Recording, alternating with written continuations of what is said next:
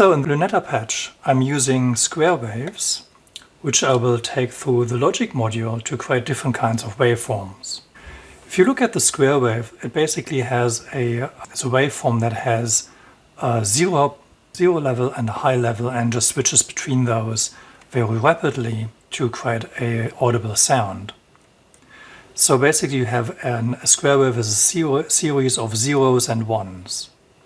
And I have two of those that I have in different frequencies. So what I'm generating is I generate two waveforms that have the zeros and ones in different patterns. What I then do is I put them into the logic module, into the A and B inputs, and then I'm performing through the logic module different logical operations on them. So the first one here is an XOR. An exclusive OR means that this will only ever generate a 1 or a high voltage if A and B are different. So if A is 1 and B is 0, or B is 1 and A is 0, then you get an out. You will not get an out in any other way. The AND means that you only get a high if both of these are 1. So if A is 0 and B is 0, you don't get an out. If A is 1 and B is 0, you don't get an out, and so on. You only get a high when both A and B are on 1 or on the high voltage. And the NAND is the negative of that. So that means that whenever this would be, the AND would be a 1, then this is a 0 and the other way around. So it's negated.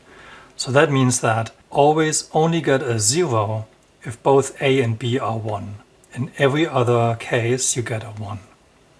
So you see there are quite different waveforms that you can generate by going through the logic module, and you can change the waveforms by changing the frequencies with which the patterns are offset. And I'm using this to generate different rhythmical patterns and also different types of sounds. So but you see a lot of cables in this patch. I'm using a lot of other things here because just listening to that would be quite noisy, and I don't want to just produce noise. I want to create something that is musical and beautiful in a way. So what I do is, let's look at the first one here, which is the NAND. So this is this little red cable here.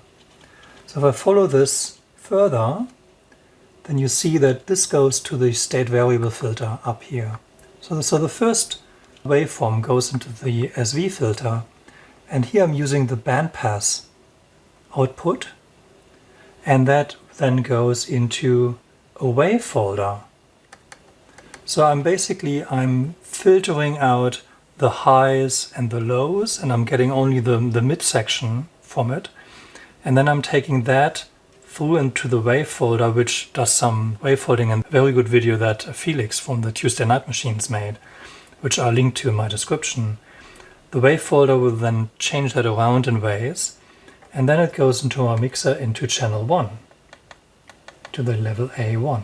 Then the second patch is the AND, and this is and this goes into a VCA, and the VCA is being switched on and off by this envelope, and the output of the VCA goes into my WASP filter, where it's being again going through the bandpass filter and going into the mixer onto the fourth channel.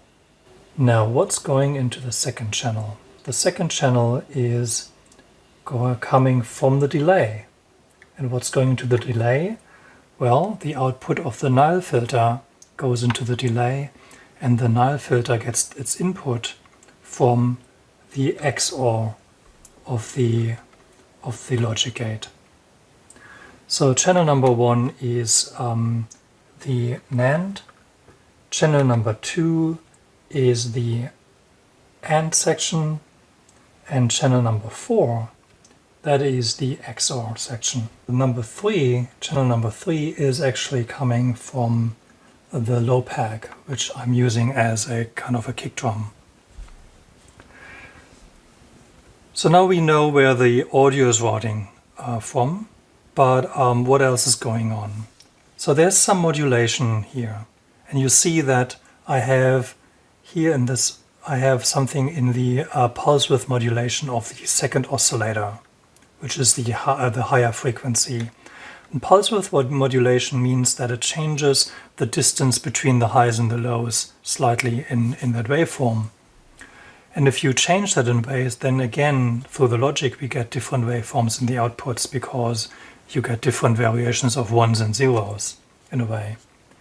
And the way this is changed is by using the sample and hold module. And I made a video about the sample and hold, which I linked to in my description as well, which means that it gets a trigger input, and every time it gets a high trigger, it samples the voltage on the input and passes that voltage out through one of the outputs. And the voltage it's sampling is coming from the noise module. So there's my random element in this, which means that on a trigger, it gets a random voltage and puts that into the pulse width modulation of my oscillator.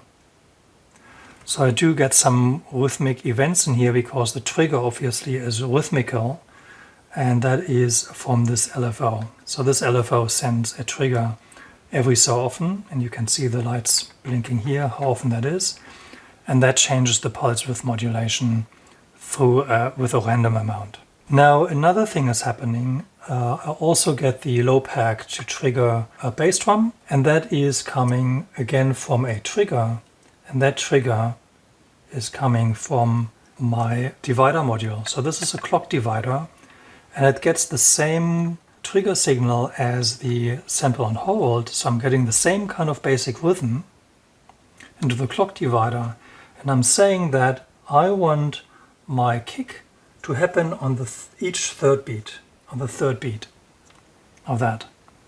So you can see here 1, 2, 3, 1, 2, 3 on the third beat. That's where my kick is coming in. But you see also that I have something on the beat number 2, and beat number 2 is going into this envelope, and this envelope is triggering the VCA, and that is, as we saw, coming from the AND gate on channel number 4. So there's a delay in here, there's a divider in here, there's the sample and hold, the noise module, or I'm using all the 3 filters. And what you can see here as well, I'm actually using the resonance quite a bit. The resonance, together with the cutoff frequency and the bandpass especially, is creating fantastic kind of melodical and interesting sounds. And then everything from my mixer goes into the MultiFX system, and here I'm using the reverb algorithm to get a nice reverb with a little bit of a resonance to it. And that's the whole patch. And how that sounds like, I will show you now. So first, I'm going to turn on each of these different channels without any of the effects and without playing them together, so you can see what the differences are. So channel number 1, we said, was the wave folder, the SV filter, was the NAND gate. So this is what's coming out of the NAND gate, is in channel number 1. Let's listen to that.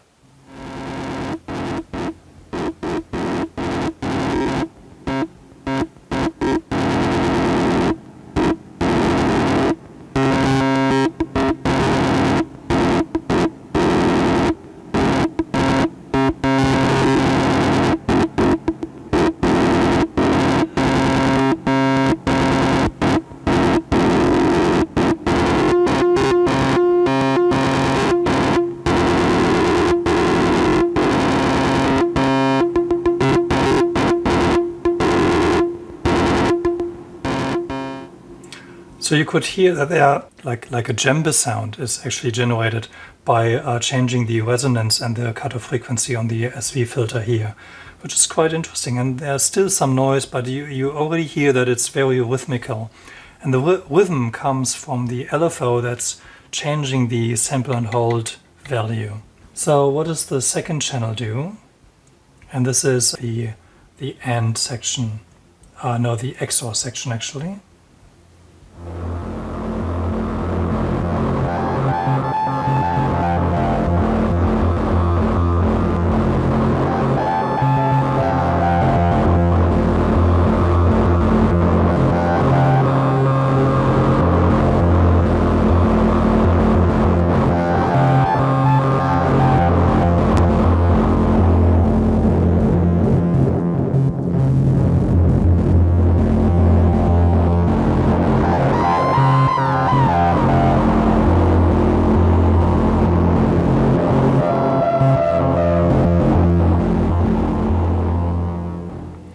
So you could hear that the null filter is quite resonant and creates those little cries in between. And overall it's a much thicker, a much broader sound, almost a drone or like a sound carpet, whereas the first channel was more defined. So in channel number 3 is just a low pack module with the kick.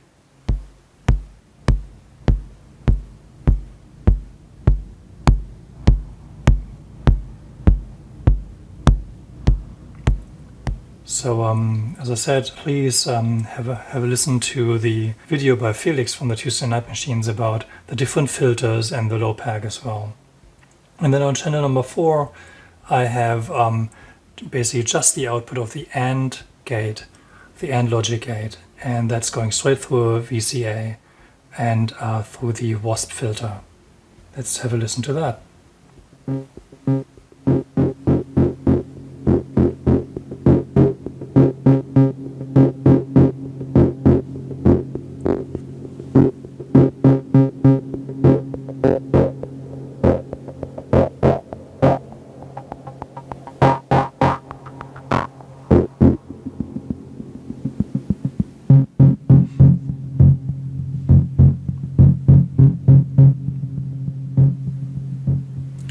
So you could hear that this is also very rhythmical because this is actually triggered by the divider on every second beat. And not every sound actually goes through the filter, so you hear there's very, very strange arrhythmic things going on here. Well, and then of course everything goes through the MultiFX system, and then it all sounds different, and this is what this patch is all about.